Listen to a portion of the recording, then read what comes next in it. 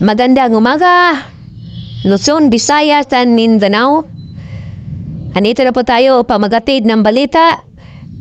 Kung naalala niyo po si Chief PNP, dating Chief PNP, si Panfilo Lacson, ang former senador, nagsalita na.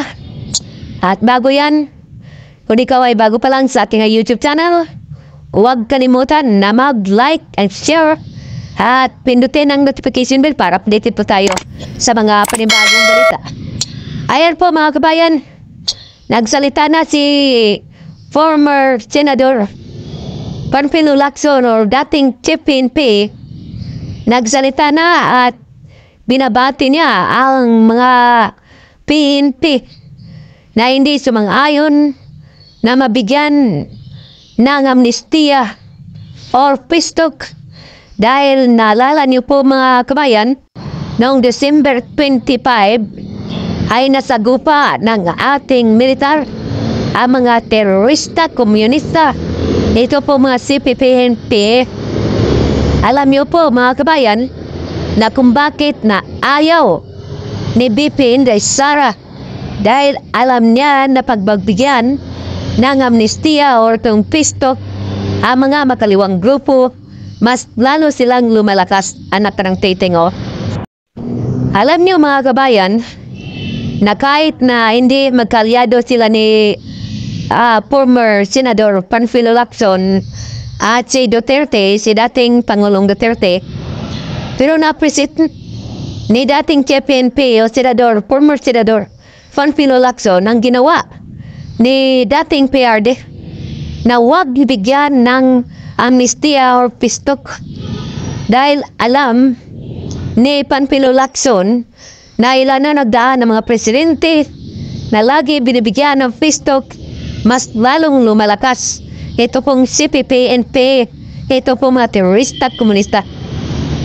Na ngayon po mga kabayan, binigyan ni Pangulong Bongbong Marcos na binigyan ng pagkakataon upang bumalik sa pamahalaan ang mga makaliwang grupo.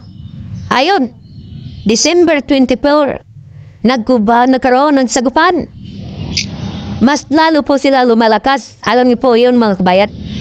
Sa bahin, ito po ay binulgar na po ni Kairik. At pakinggan natin. Po kami, ako personally, na hindi na po magtatagumpay ang CPP, NPA, NDF na pabagsakin ng gobyerno sa armadong paglaban. Yes. Sapagkat gumagapang at wasak ang NPA. Magaling ang AFP. Yes. But, may but po ito. Ang recovery ng CPP, NPA, NDF at ang survival nila ay hindi manggagaling sa armado.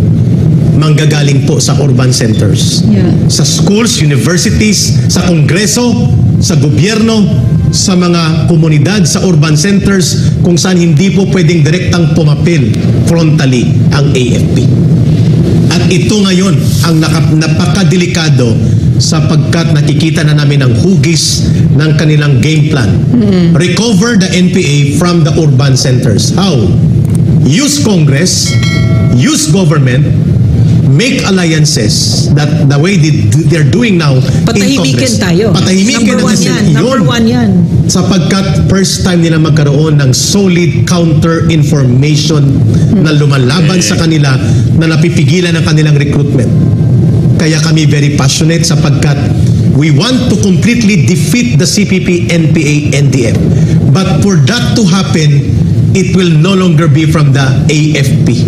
Correct. It will come from our government leaders, the civilian leaders, the law enforcers, so that yung mga batas sa anti-terrorism law, anti-terrorism financing, ay gagamitin upang durugin ang kanilang infiltration sa Kongreso, sa gobyerno, at sa mga sectors natin.